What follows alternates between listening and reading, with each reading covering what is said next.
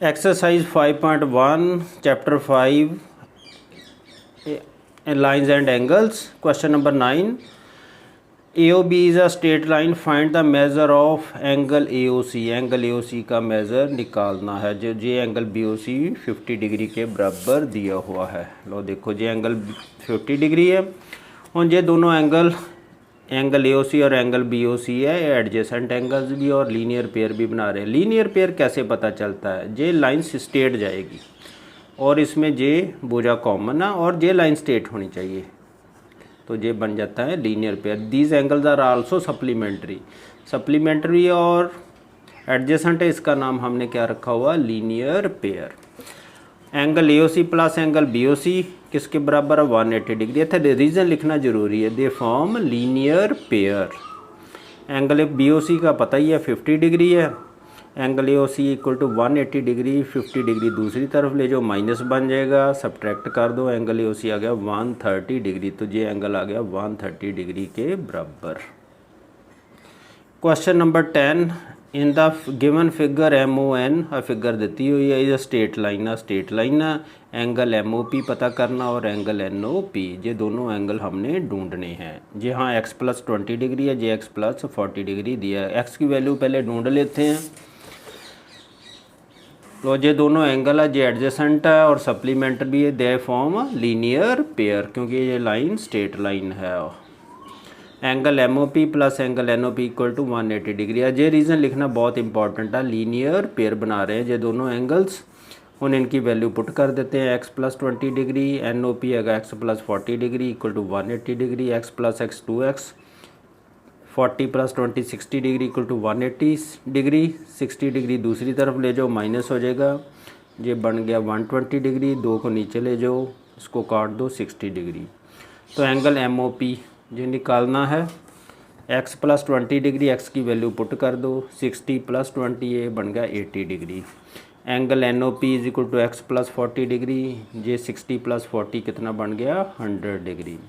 ये 60 जहाँ हम कांस्टेंट मान के चल रहे हैं, तभी मैंने जहाँ डिग्री नहीं डाला, तो ये आ गया 100 डिग्री। NOP एंगल MOP आ गया 80 degree. Question 11, find the values of x, y and z। x, y और z की वैल्यू निकालनी है। ये दो फिगर्स दी हुई हैं। लो देखो कैसे निकालते हैं। लो ये मैंने फिगर बना ली है जहाँ x और y की वैल्यू निकालेंगे। लो पहले हम y की वैल्यू निकाल लेते हैं। y प्लस 100, मैंने एंगल का साइन साथ में लगा दिया, अच्छा लगता है ऐसे। Angle y plus 100 equal to 180 degree, क्योंकि ये लीनियर पेयर बन रहा है। देखो ये स्ट्रेट लाइन है और ये भुजा है, इन दोनों का टोटल किसका है? 180 डिग्री के बराबर। तो that is linear pair. Linear pair में हमेशा दो जो एंगल्स होते हैं उनका टोटल 180 के बराबर ही होता है।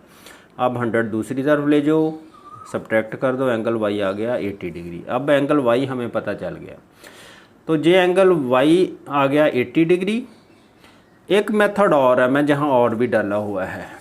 आप एंगल y को 80 डिग्री के बराबर डायरेक्ट भी लिख सकते हो। की रीज़न लिखोगे? Vertically opposite angles. ऐसे भी कर सकते हो, ऐसे भी कर सकते हो। तो एंगल x किसके बराबर है? 100 डिग्री के। जो एंगल x है, क्यों? केड़े एंगल बन रहे हैं? Vertically opposite angles. तो वर्टिकल ऑपोजिट एंगल्स हमेशा इक्वल होते हैं, ये इक्वल होते हैं, ये हमने पहले पढ़ा है। आगे आ गया सेकेंड पार्ट। इसमें x, y, z की वैल्यू निकालनी है।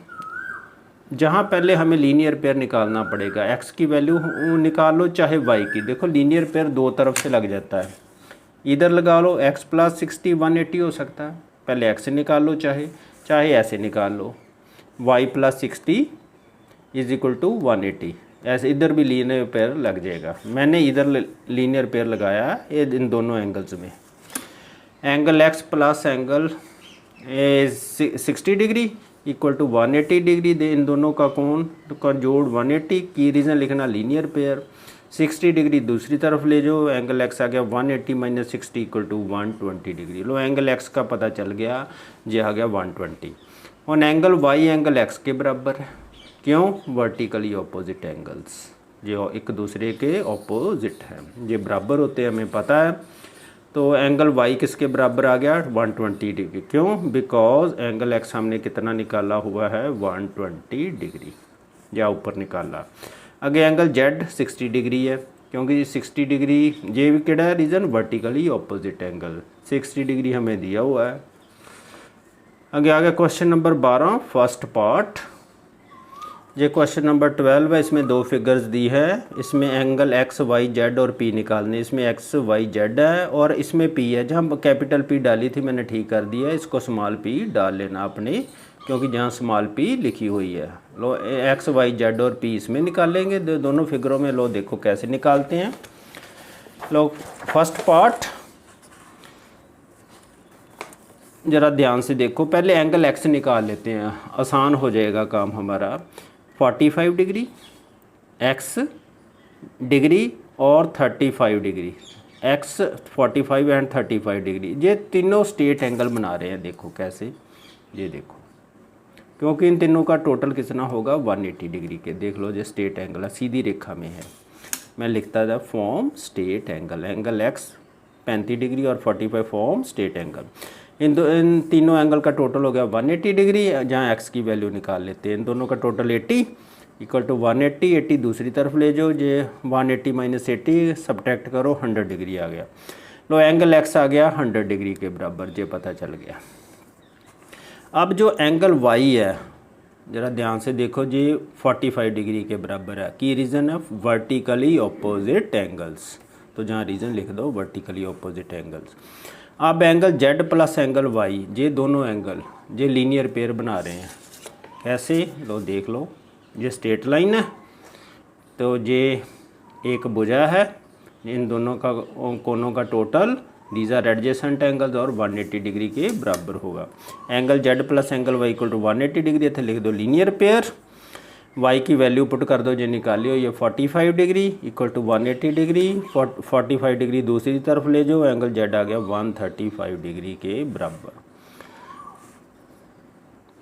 क्वेश्चन 12 सेकंड पार्ट एक्सरसाइज 5.1, और जहाँ ना पी एक्स वाई जेड निकालना है। लो एंगल एक्स 55 डिग्री के बराबर है। ये देखो ध्यान से, ये दो लाइना आपस में इंटरसेक्ट कर रही है, वर्टिकली ऑपोजिट एंगल्स इक्वल होंगे, तो रीज़न लिख दो vertically opposite angles. Angle Y है 65 के, ये भी दोनों लाइनें इंटरसेक्ट कर रही है, vertically opposite angles are equal, vertically opposite angles. लो एंगल एक्स भी पता चल गया और वाई भी पता चल गया। On X Y and Z ज़रा ध्यान से देखो, एक्स वाई और जेड ये तीनों एंगल स्ट्रेट एंगल बना रहे हैं। इन तीनों का टोटल किसके बराबर है, स्ट्रेट एंगल दे आ देखो, तो 180 डिग्री के बराबर होगा। Angle X Y and Z form straight angle, इन्होंने जो ऐड करिए ताकि बन जाता स्ट्रेट एंगल।